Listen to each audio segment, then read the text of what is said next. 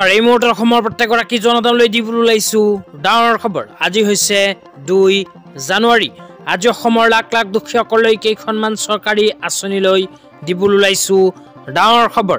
যিসকল মানুহে ভিডিঅ'টোত ক্লিক কৰিছে অনুগ্ৰহ কৰি ভিডিঅ'টো স্কিপ নকৰি প্ৰথমৰ পৰা শেষলৈ চাই থাকিব, কিয়নো এইটো ভিডিঅ'ৰ মাজত অৰুণোদয় 3.0 আঁচনিৰ পৰা আৰম্ভ কৰি আত্মসহায়ক গোটৰ মহিলাসকলক 10,000কৈ টকা প্ৰদানক লৈ কেইখনমান গুৰুত্বপূৰ্ণ খবৰ আপোনালোকক প্ৰদান কৰিম। অনুগ্ৰহ কৰি ভিডিঅ'টো স্কিপ নকৰি প্ৰথমৰ পৰা শেষলৈ চাই থাকিব। লগতে মোৰ চেনেলত নতুন হ'লে প্লিজ চেনেলটো ছাবস্ক্ৰাইব কৰি মোৰ লগত থাকিব। তো বলক ভিডিঅ'টো আৰম্ভ কৰি আজি প্ৰথমটো গুৰুত্বপূৰ্ণ খবৰ বিষয়ে বিস্তাৰিত জানি লওক। তো আজিৰ প্ৰথমটো গুৰুত্বপূৰ্ণ খবৰ হ'ল পীযুষ হাজৰিকা ডাঙৰীয়াই প্ৰদান কৰা কৃষকসকলৰ বাবে এখন বিশেষ আপডেট লৈ। তো ইয়াতে কি লিখা আছে প্ৰথমে পঢ়ি শুনাই দিছোঁ, তাৰপিছত বিতংভাৱে বুজাই দিম। তো ইয়াতে লিখা আছে, কৃষক ৰাইজৰ কল্যাণৰ হকে মাননীয় মুখ্যমন্ত্ৰী ডক্টৰ হিমন্ত বিশ্ব শৰ্মা ডাঙৰীয়াৰ নেতৃত্বাধীন অসম চৰকাৰে সদায় নিষ্ঠাৰে বিভিন্ন পদক্ষেপ হাতত লৈছে। তাৰে অংশস্বৰূপে আমাৰ কৃষকসকলৰ পৰা ন্যূনতম সমৰ্থিত মূল্যত MSP ধান পোনপটীয়াকৈ ক্ৰয়ৰ ব্যৱস্থা কৰা হৈছে। এই উদ্দেশ্যে ৰাজ্যৰ বিভিন্ন প্ৰান্তত স্থাপন কৰা 176টা ক্ৰয় কেন্দ্ৰৰ জৰিয়তে পঞ্জীয়নকৃত কৃষকসকলে সহজে ধান বিক্ৰী কৰিব পাৰিব। তো ইয়াতে কোৱা অনুযায়ী যিসকল কৃষকে ধান খেতি কৰিছে সেইসকল কৃষকে বিচাৰিলে এতিয়া চৰকাৰৰ ওচৰত নিজৰ ধান বিক্ৰী কৰিব পাৰে। তো চৰকাৰী মূল্য অনুযায়ী কৃষকসকলক প্ৰতি কুইণ্টল ধানৰ দাম 2,300কৈ টকা প্ৰদান কৰিব। লগতে যিসকল কৃষকে আগতীয়াকৈ চৰকাৰৰ ওচৰত ধান জমা দিছে সেইসকল কৃষকে ইতিমধ্যে প্ৰতি কুইণ্টলত 2,300কৈ টকা লাভ কৰিছে। তো আপোনালোকে যদি ধান খেতি কৰিছিল আৰু চৰকাৰৰ ওচৰত নিজৰ ধান বিক্ৰী কৰিব বিচাৰে তেন্তে ক'ত বিক্ৰী কৰিব যদি জানিব বিচাৰে এইটো ভিডিঅ'ৰ কমেণ্ট বক্সত কমেণ্ট কৰি জনাই দিব। তেতিয়া আপোনালোকক দিবলৈ ওলাইছোঁ আজিৰ দ্বিতীয়টো খুবেই গুৰুত্বপূৰ্ণ খবৰ। আজিৰ দ্বিতীয়টো গুৰুত্বপূৰ্ণ খবৰ হ'ল অৰুণোদয় 3.0 আঁচনিলৈ। তো যিসকল মানুহে এতিয়ালৈকে অৰুণোদয় আঁচনিৰ সুবিধা পোৱা নাই সেইসকলৰ বাবে অসম চৰকাৰে আৰম্ভ কৰিছে অৰুণোদয় 3.0 আঁচনি। তো এইখন আঁচনিৰ জৰিয়তে কোনসকল দুখীয়া মানুহে লাভান্বিত হ'ব সেয়া আপোনালোকক এতিয়া বিতংভাৱে জনাই আছোঁ। তো অনুগ্ৰহ কৰি ভিডিঅ'টো স্কিপ নকৰি চাই থাকিব। তো ইয়াতে লিখা আছে অৰুণোদয় 3.0 আঁচনি এলিজিবিলিটি ক্ৰাইটেৰিয়া। তো এলিজিবিলিটি ক্ৰাইটেৰিয়াৰ ভিতৰত কি কোৱা হৈছে, কোনবোৰ মানুহে লাভ কৰিব এতিয়া আপোনালোকক বিতংভাৱে জনাই আছোঁ। তো অনুগ্ৰহ কৰি চাই থাকিব। তো ইয়াতে 1 নম্বৰত কৈছে application should be N permanent resident of Assam and presently rising in Assam. তো যিসকল মানুহে অৰুণোদয় 3.0 আঁচনিৰ সুবিধা পাব বিচাৰে সেইসকল অসমৰ স্থায়ী বাসিন্দা হ'ব লাগিব। লগতে বৰ্তমানেও অসমত বসবাস কৰা হ'ব লাগিব। তেতিয়াহে অৰুণোদয় 3.0 আঁচনিৰ সুবিধা পোৱাৰ বাবে যোগ্য। 2 নম্বৰত কৈছে applicant should have a valid Aadhaar seeded ration card. তো যিসকল মানুহে অৰুণোদয় আঁচনিত আবেদন কৰিব বিচাৰে সেইসকল মানুহৰ ৰেচন কাৰ্ড থকাটো বাধ্যতামূলক। কেৱল মাত্ৰ ৰেচন কাৰ্ড থাকিলেই নহ'ব, ৰেচন কাৰ্ডৰ লগত থাকিব লাগিব আধাৰ কাৰ্ডৰ লিংক।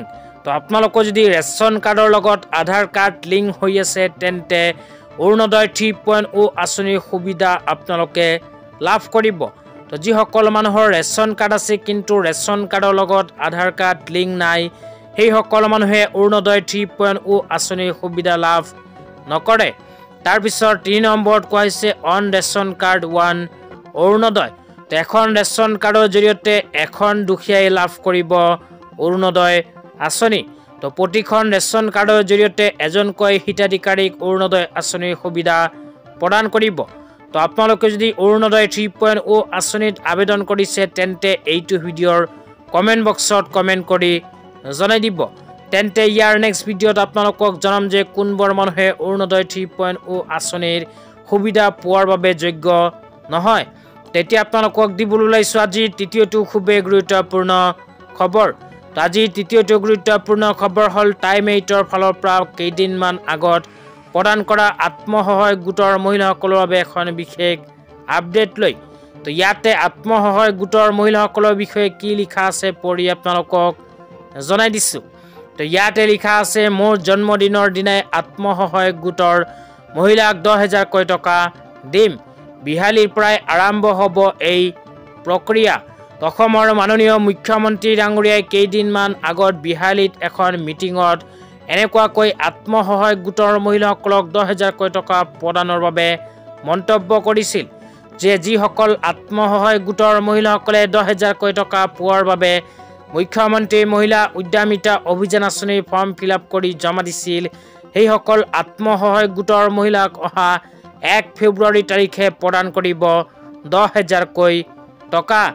অহা 1 ফেব্ৰুৱাৰী তাৰিখটো অসমৰ মাননীয় মুখ্যমন্ত্ৰী ডাঙৰীয়াৰ জন্মদিন।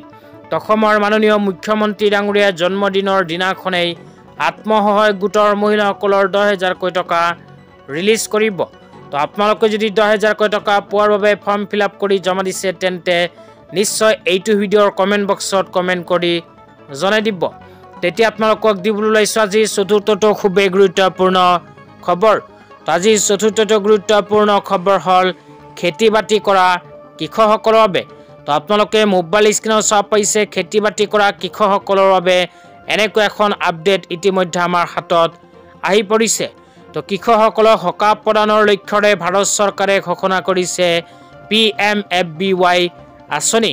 তো আপোনালোকে যদি খেতি বাতি কৰে তেন্তে PMFBY আঁচনিত আবেদন কৰাটো আপোনালোকৰ বাবে অতিকে প্ৰয়োজনীয়, কিয়নো খেতি বাতি কৰাৰ পিছত আপোনাৰ খেতিডৰা যদি কোনো প্ৰাকৃতিক দুৰ্যোগৰ ফলত ক্ষয় ক্ষতি হয় তেন্তে PMFBY আঁচনিৰ জৰিয়তে আপোনাৰ খেতি বাতিৰ ক্ষতিপূৰণ চৰকাৰৰ ফালৰ পৰা লাভ কৰিব।